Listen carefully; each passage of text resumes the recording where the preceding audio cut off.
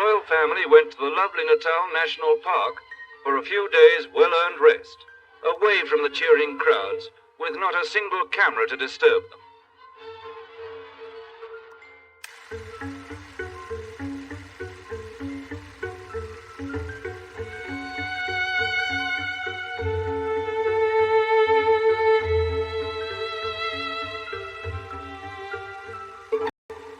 Africa has a unique place in my affections.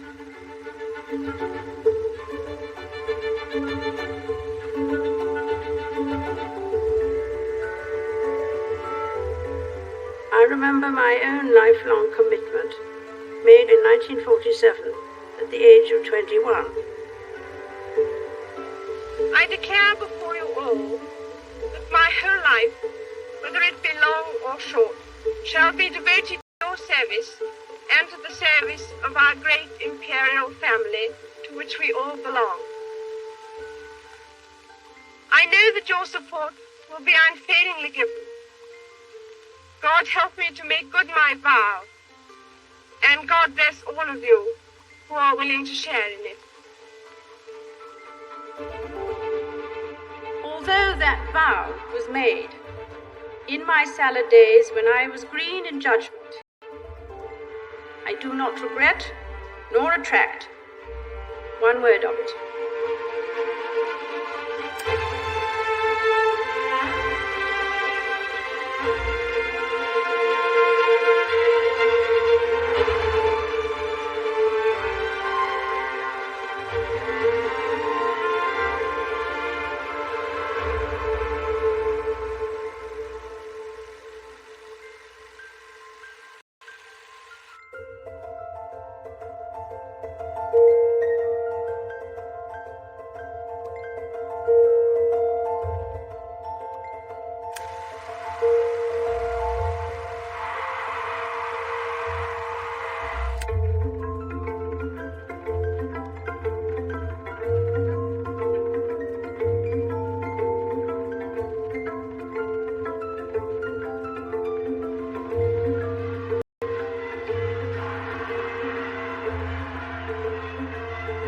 The day is November the 20th, 1947.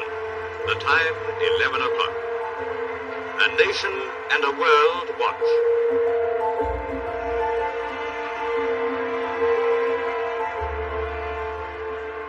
If I am asked today what I think about family life after years for it, once only in 100 years of British kingship has there been such a day. An heiress presumptive to the throne marries the man of her choice. this relationship between two people, however deep at the time, needs to develop and mature with the passing years. For that, it must be held firm in the web of family relationships.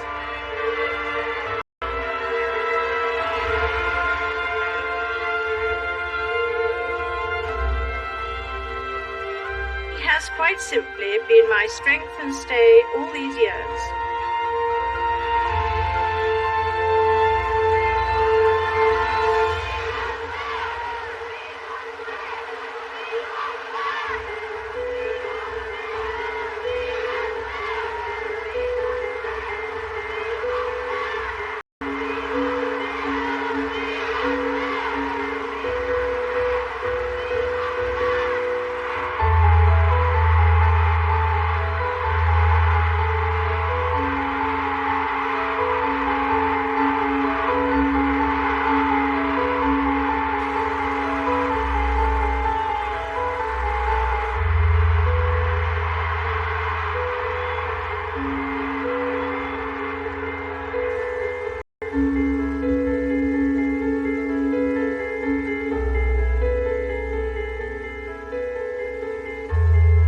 Sadness a part of all our lives.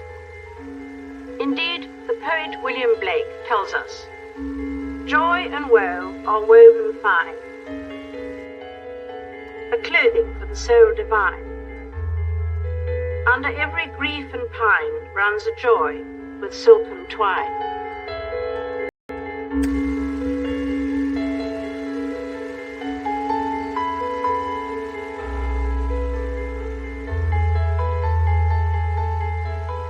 sense of service,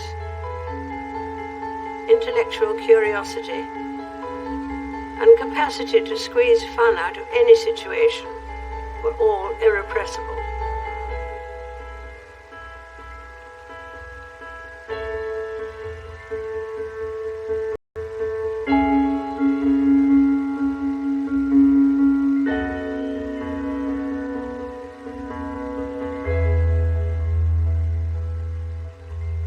That mischievous, inquiring twinkle was as bright at the end as when I first set eyes on him.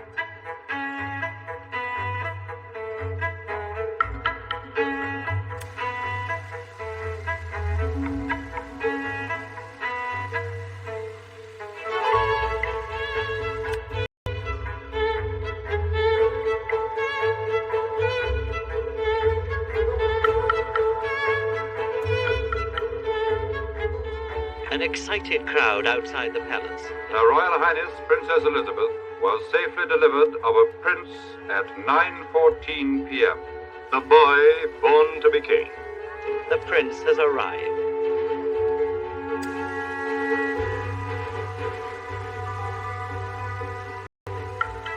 For parents, a birth is time for reflection on what the future holds for the baby, and how they can best ensure its safety and happiness.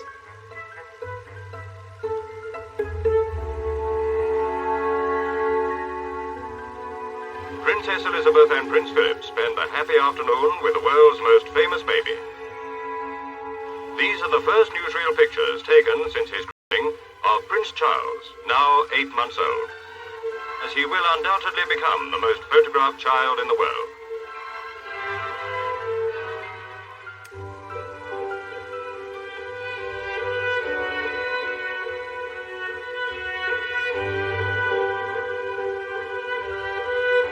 The birth of a baby brings great happiness.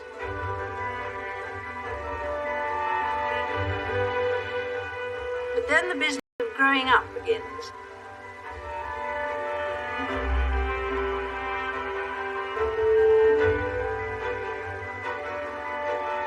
It is a process that starts within the protection and care of parents, other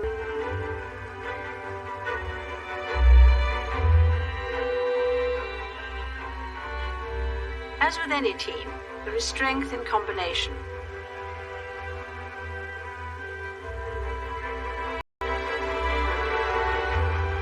What grandparent has not wished for the best possible upbringing for their grandchildren?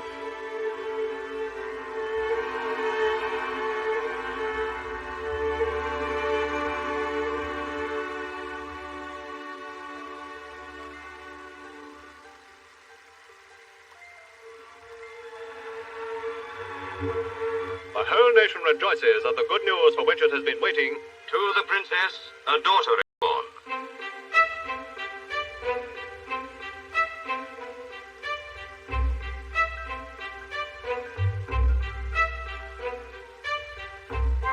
Often a child's helplessness and vulnerability brings out the best in us.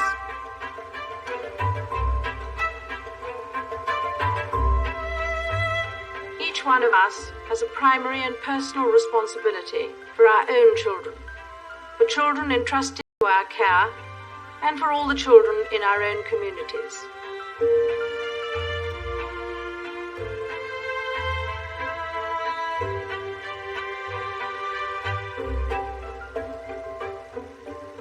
my father watched his grandchildren take their first steps. And he knew that all the sacrifices and anxiety of the dark days of the war had been worthwhile.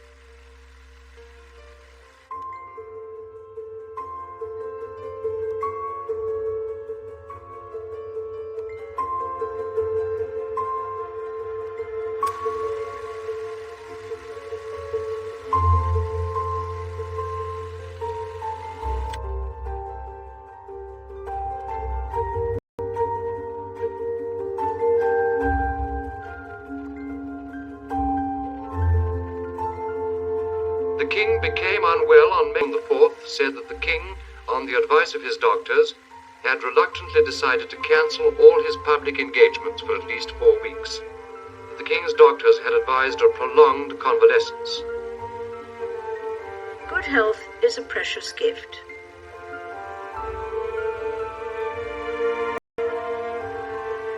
There is a traditional proverb which says, "He who has health has hope, and he who has hope has everything."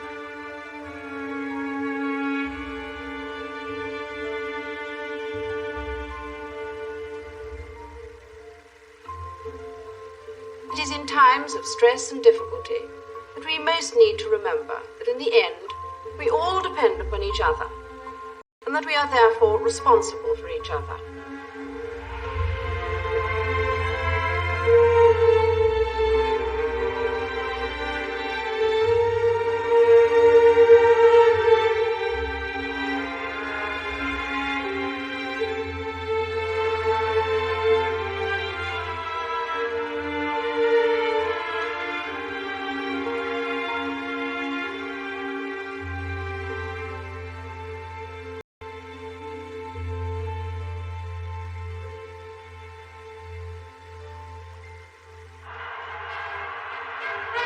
Many Londoners gathered at the approach to Buckingham Palace to see their Majesties leave for their summer holiday. After staying at Royal Lodge, Windsor and Sandringham, the king went to Balmoral Castle on August the 2nd. The crowd, like the rest of his subjects, hoped that the king would continue to make good progress towards complete recovery.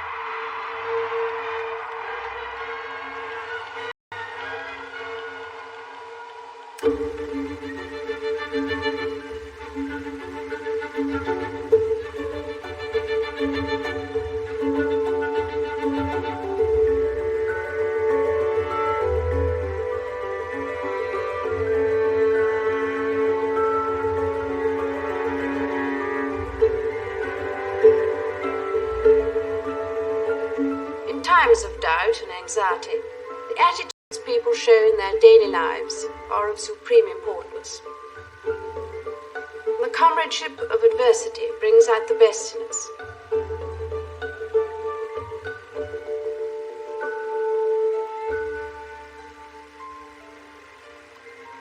His Majesty returned to London. His holiday at Balmoral cut short on the advice of his doctors. The king suddenly returned to Buckingham Palace for an immediate lung operation.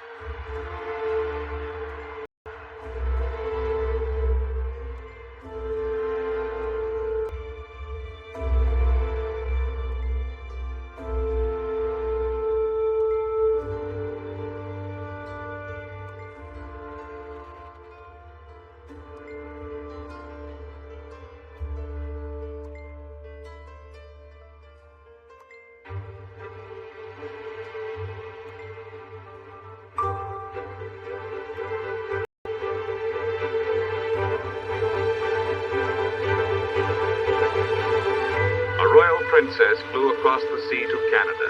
14 million loyal subjects waited to greet the daughter of their beloved monarch, his Majesty King George VI.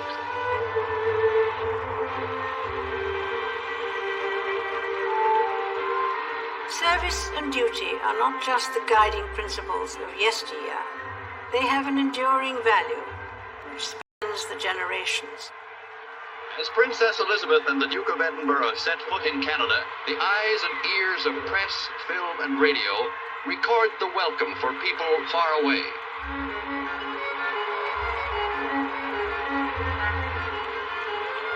We made personal contact on behalf of the King with Canadians of all walks of life, from the Atlantic to the Pacific. The thousands of miles we traveled, we saw many aspects of Canada and Canadian life.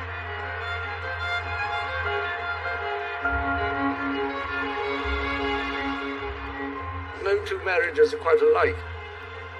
However, I think that the main lesson that we've learnt is that tolerance is the one essential ingredient of any happy marriage.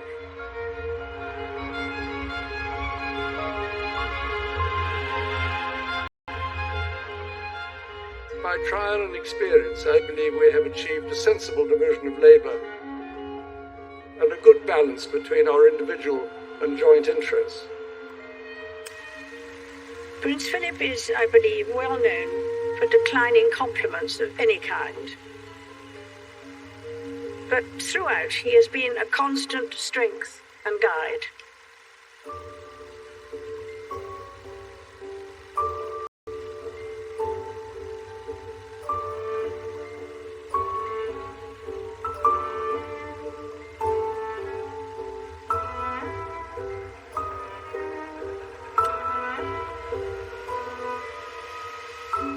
Wherever we went, I was deeply touched to find an affectionate concern for the health of my father.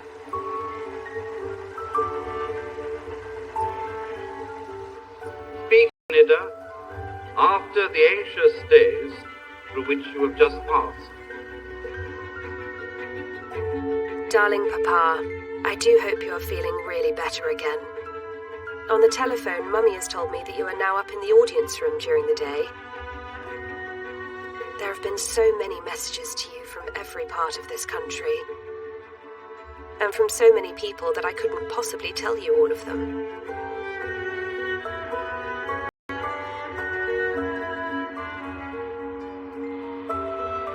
Warm hearts defy the cold winds and icy spray of the sea.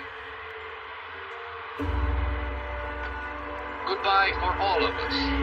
Goodbye to a sailor and his wife, homeward bound across the sea.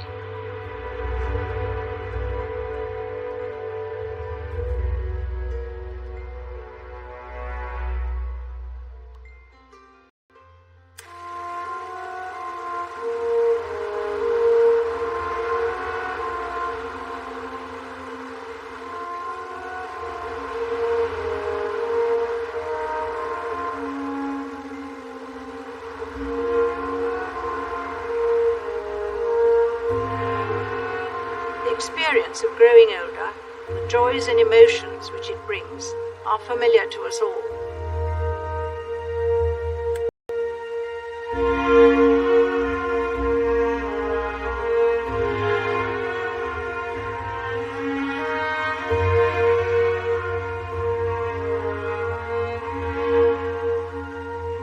We are all visitors to this time, this place.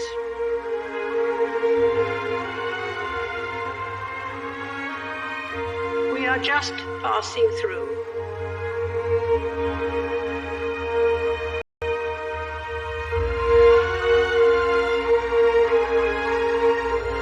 Our purpose here is to observe, to learn, to grow, to love. And then we return home.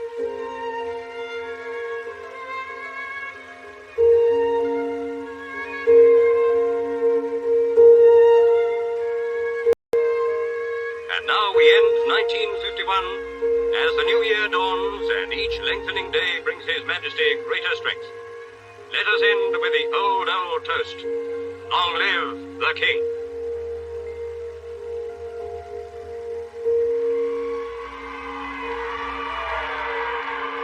Less than 3 months after returning from their Canadian tour, Princess Elizabeth heralded the arrival of the King's car, bringing their Majesties and Princess Margaret to the airport for a last farewell to the royal travellers.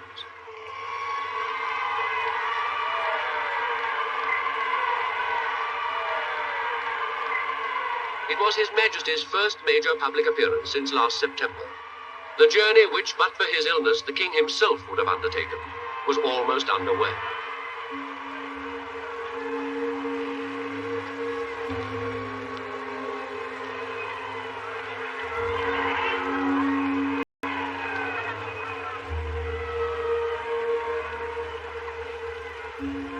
When people face a challenge, they sometimes talk about taking a deep breath to find courage or strength. In fact, the word inspire literally means to breathe in.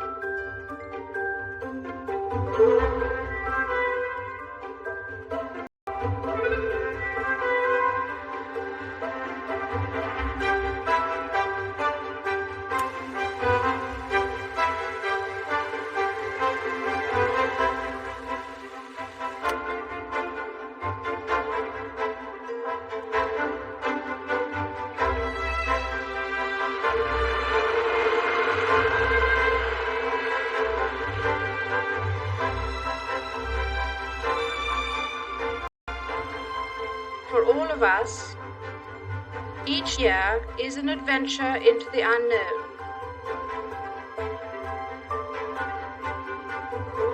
We shall need the faith and determination of our forebears to guide us on our journeys. After fulfilling several official engagements in Nairobi, they left the capital for Sagana Lodge. From her car, the princess took many feet of film with her cine camera.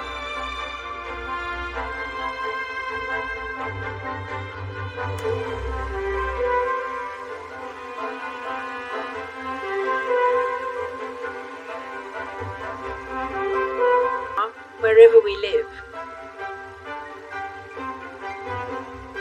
In the words of our poet laureate, though you have conquered earth and charted sea, and planned the courses of all stars that be, adventure on, more wonders are in thee. We must adventure on, if we are to make the world a better place.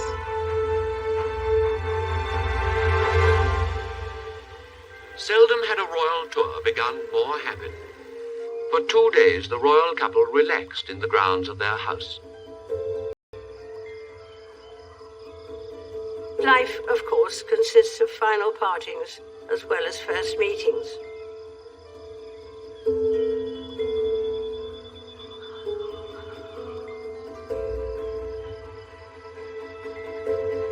This is London. It is with the greatest sorrow that we make the following announcement. At 10:45 today, February the 6th, 1952, that the King, who retired to rest last night in his usual health, passed peacefully away in his sleep.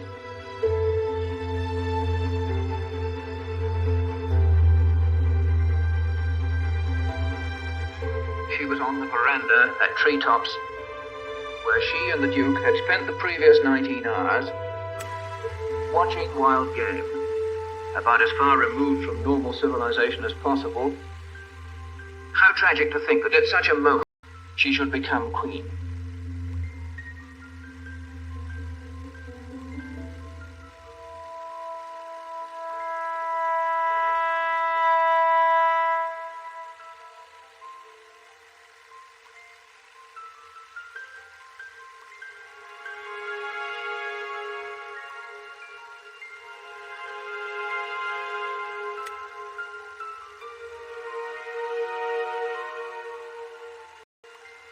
There is no magic formula that will transform sorrow into happiness.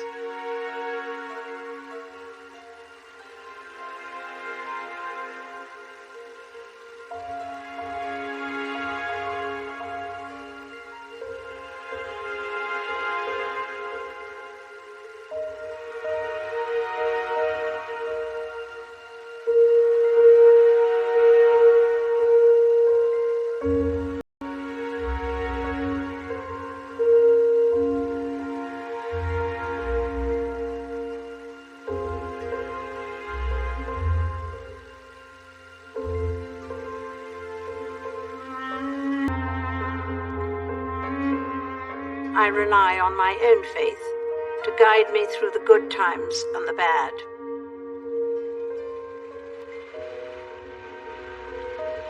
It was a tragic homecoming, on the same spot where, a week ago, there had been a happy departure. There stepped down from the plane a figure in mourning, Elizabeth II, Queen of this realm and of all her other realms and territories, head of the Commonwealth, defender of the faith. When all your world is torn with grief and strife, think yet. When there seems nothing left to mend the frail and time-worn fabric of your life, the golden thread of courage has no end.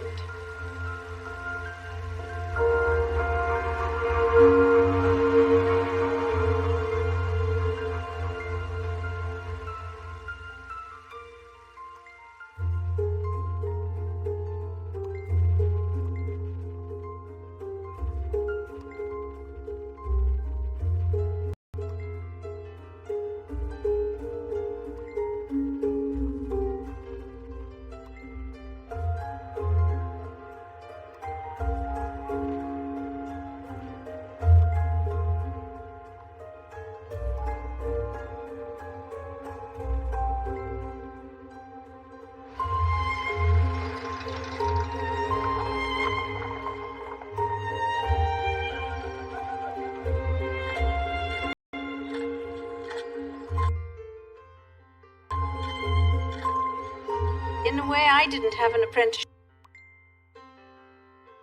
My father died much too young. It was all a very sudden kind of taking on and making the best job you can.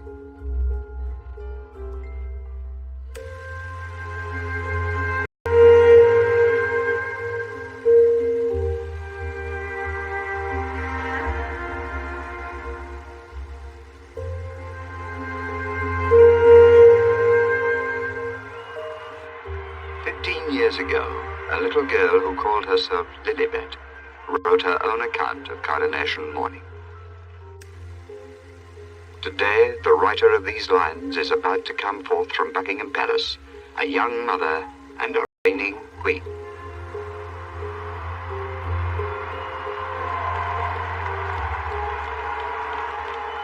Each day is a new beginning. Try to do what is right, to take the long view, to give of my best in all that the day brings, and to put my trust in God.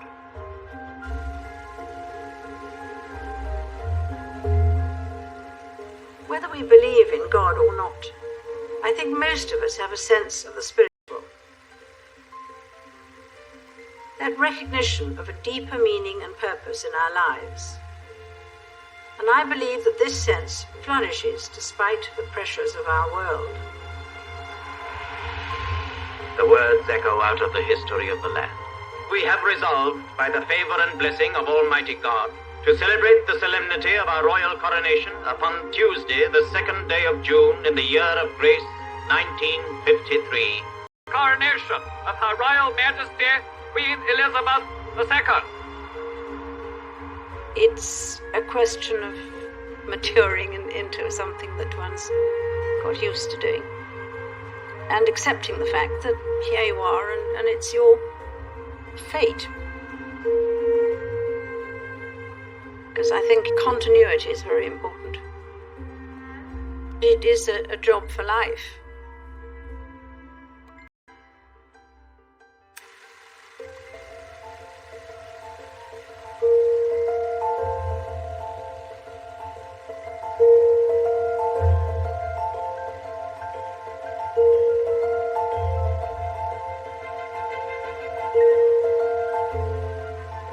years have slipped by so quickly.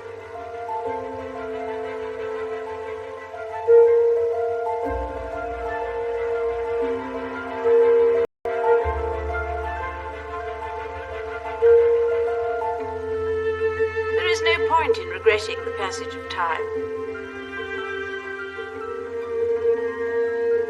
Growing older is one of the facts of life.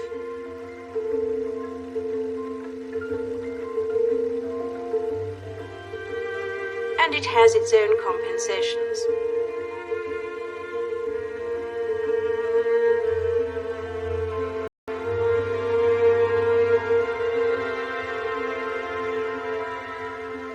One of the joys of living a long life is watching one's children, then grandchildren,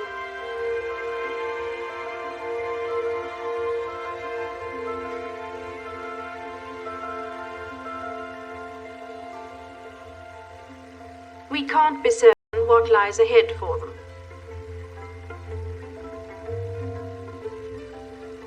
We can do this if we have the good sense to learn from the experience of those who've gone before us.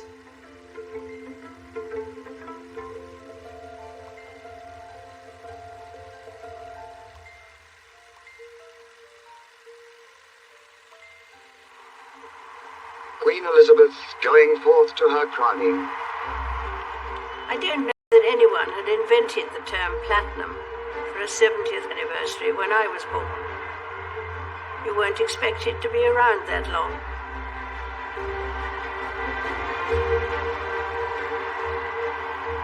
I mean, I've seen one coronation and been the recipient in the other, which is pretty remarkable.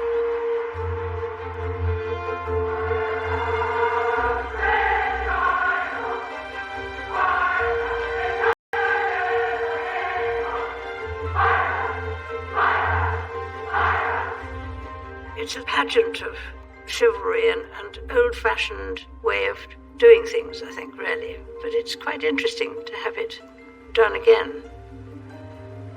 God crown you with a crown of glory and righteousness, that having a right faith and manifold fruits of good works, you may obtain the crown of an everlasting kingdom by the gift of him whose kingdom endureth forever. Amen.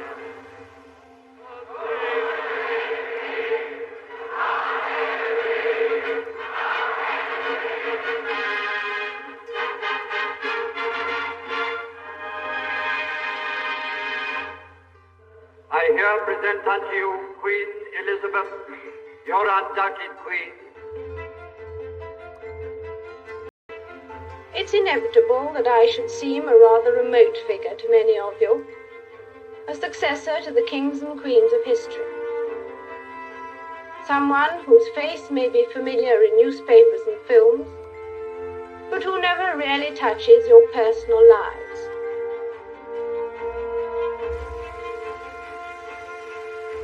In the old days, the monarch led his soldiers on the battlefield, and his leadership at all times was close and personal. I cannot lead you into battle. I do not give you laws or administer justice. But I can do something else. I can give you my heart and my devotion to these old islands and to all the peoples of our brotherhood of nations.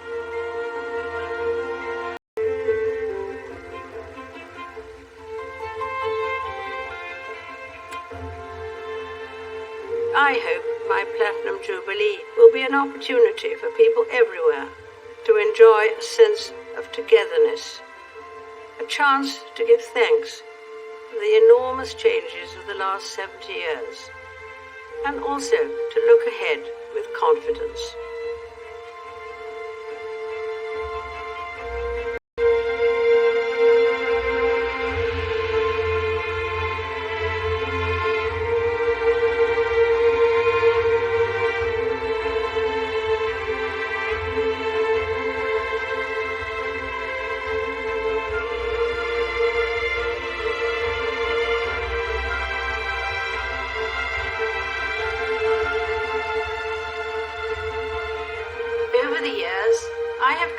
follow my father's example and to serve you as best I can.